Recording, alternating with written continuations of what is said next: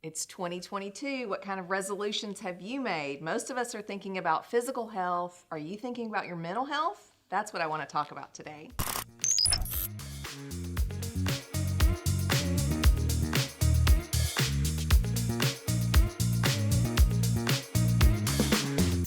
Welcome back to the Help for Leaders podcast. I'm Stacey Harris. It's 2022. Before we jump into this episode, I'd love for you to click here to subscribe, hit that thumbs up to like this video, and click that bell so you're notified every week when we post new content. Today, I've got a special guest on the podcast with me. I've got my dear friend, Dawn Delaney, joining me. Dawn, welcome to the Help for Leaders podcast. Thanks for having me. Yeah, glad to have you. Why don't you introduce yourself to our audience? Yeah, so my name is Dawn Delaney. I'm a licensed professional counselor here in Austin, Texas, and I'm the executive director of the Center for Relational Care. So I get to work with an amazing team of mental health professionals. And you've got locations all over Austin. How many locations do you have now? We have 5 offices in Austin now, and we have 2 in the Atlanta, Georgia area. Wow. Yeah. You're a busy woman. Yeah, we have a lot going on. A lot going on. Well, I have known Dawn for years. We started out in a mentorship relationship where she reached out to me, and it has evolved into a beautiful relationship, a friendship of many years. But she is a wealth of wisdom and knowledge and has helped me just personally with so many emotions and so many relationships and so many hard conversations, giving me wisdom. And so I thought, what a better way to start off a new year, 2022, talking about mental health and emotions and relationships and how all of that weaves together, how we can be more healthy, more engaged, more intentional, more deliberate in our conversation, in our relationships. And so, Dawn, thank you for introducing yourself so eloquently and telling us those details. But I'd love for us to just kind of start that conversation about even just relationships and how we can help people. I know you've given me many tips, but maybe you could just start there. Yeah, so interesting little tidbit coming into the new year. I know we often talk about resolutions. We talk about what we're doing for our physical health. Oftentimes people have goals of, I want to lose weight, I want to join the gym. I want to join the gym, I want to diet, I want to, get more fit this year. And I was just reminded the other night of a study that I read. It's a Harvard study that was published in 2017. And at the time it was almost 80 years old. And they started tracking 268 college sophomores back in the Great Depression. They followed them for almost 80 years. Wow. And they were looking for indicators of what are the things that contribute the most to our overall health and well-being.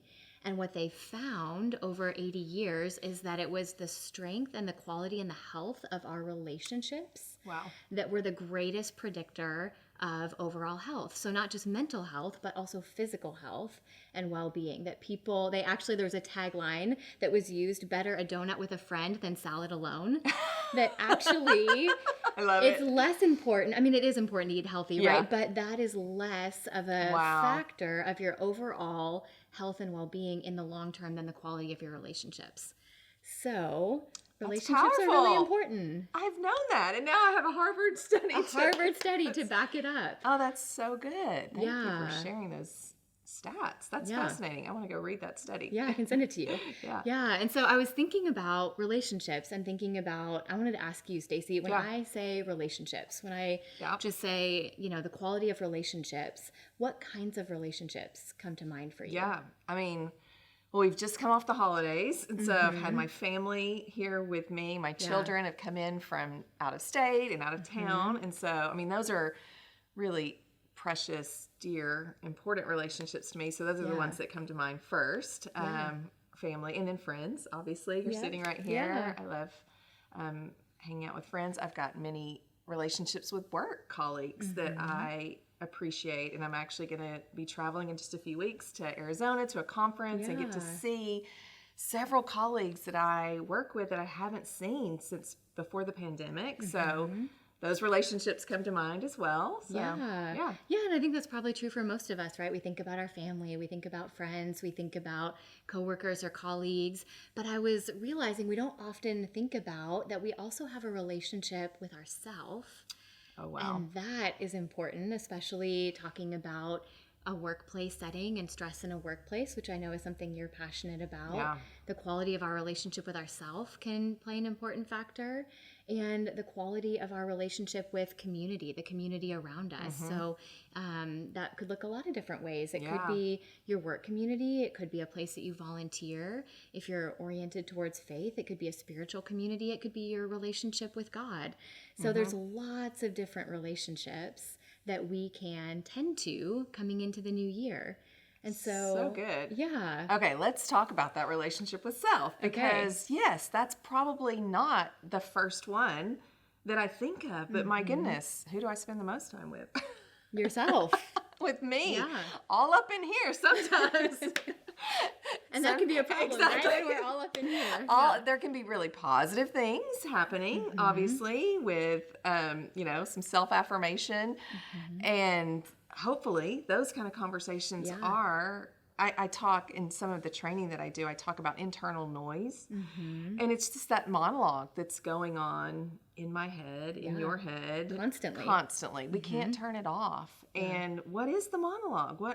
That's so good. What are we saying to ourselves? Are we being as kind to ourselves as we are to our family and our friends? I know for me, I'm intentionally mindful of what I speak to other people. Am I as intentional about that with me? So yes. Whew. Yes. Okay, that's so good. Yeah. That's so good. Yeah. And so important to pay attention to, especially in moments where we get stressed. I was thinking about, those moments where you may be sitting at work and you just start to notice, I'm feeling really anxious right now. And I was thinking about, just kind of some practical things that I might share with people. I would love it. I'm all about the practical. I know you are. I thought that might be helpful. Let's go there. Yes. So I was thinking about if you're sitting at work and you're starting to feel kind of stressed, the first thing that we maybe overlook, but that we want to really tune into is our own heart, our own body, and our own emotions. What am I feeling right now? And we are so good, I think. We kind of fine-tune the skill of setting things aside, of dismissing that, of just pushing through. But actually, our body is letting us know something really important. And if we don't pay attention to it, it's going to come out in a myriad of other ways that are going to be really unhealthy and destructive, especially in a workplace. Oh, that's a good point. Yeah. So acknowledging the emotion, identifying feeling it, what you're noticing feeling. it. Yeah. I'll often put my hand, this might be kind of cheesy, but sometimes I'll just put my hand on my heart if I'm feeling that and take a deep breath, because that deep breath kind of resets us, and just notice, what is it that I'm feeling right now? What am I thinking? What am I feeling? What am I needing? I'll ask myself that question. What do I need right now? Do I need rest? Do I need to move? Sometimes our bodies just need to move. We might need to get up and walk. Do I need food? Am I hungry? Oh, yeah. Do I need... Am I hangry? Am I hangry? Yeah. Do I need margin? Maybe I don't have enough margin in my life, and I need to let myself know that that's coming. It might not be in this moment, but it's coming. Do I need connection with other people? Maybe I just need to reach out and say, hey, I'm struggling today. Can you pray for me? Can you just remind me of something that is going well in my life? Can you, can we take a minute to connect later tonight? Yeah. Those are powerful. I love that. And I love that you can do that at work, at your desk. Yeah. You can pause. You can put your hand on your heart. Take a deep breath. Take a deep breath. And then ask yourself. I mean, we talk to each other. Why can't you talk to yourself, right? Ask yourself. Sometimes I even do it out loud. I do too. And, what am I feeling? What do I need? What do I need in this moment? And it's going to look different from hour to hour, I think, for each one of us. And what works one day may not work the next. And so being intentional with all of those kind of conversations, those internal conversations. So good. That's so good. And staying really open, staying really curious. We do that. I train others to do that interpersonally, but it's so important to do it with ourselves too. To stay really curious about what is that. And then as you notice whatever's coming up for you, to see if you can just notice it with curiosity, with acceptance. We're so quick usually to judge or criticize, and we're the harshest critics of ourselves. Absolutely, yeah. And so we're going to notice those immediate thoughts, those judgments. But someone that I like to follow, who's a brilliant therapist, interpersonal neurobiologist, says when a judgment comes in, just say, "Thank you, judgment, for your opinion." You can just notice that, but to not dwell on it, to not take it as fact or truth, to see if you can just notice it and then offer yourself that kindness and compassion that you would others. I love that. I also follow Dr. Amen. I don't know if you follow him on don't, Instagram. no. He's a psychiatrist, and I love his work as well, but he comments about ants, those automatic negative thoughts that come into our mind, and then they are like little ants. They attach themselves to one another, and they can be really powerful. But one way we can stop those is to write the things down and then ask ourselves questions. Is it true? Is this valid? And really just have the conversation with yourself. Yeah. Instead of letting those things build and attach to other little ants that then can be quite powerful. So I love kind of a way to kind of stop that process, have a conversation, be kind. Yes, yeah. And talk to someone else about what you're noticing. Yeah. Right? So when we can say it out loud, and then someone can say, oh, they can actually attune to us, which I know we're going to talk more about that later, but that can also break the power of that internal dialogue. Yeah. So good. Yeah.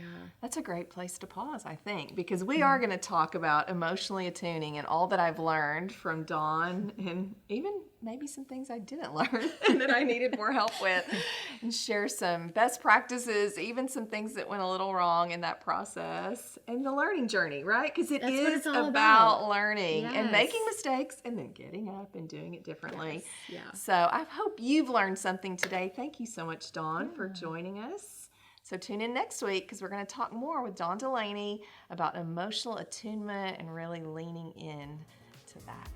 If you enjoyed this episode and would like more information on emotional intelligence, behavioral styles, or communication, I'd love for you to click here to watch more episodes. And we'd also love for you to click here to subscribe so you're notified each week when we post more content.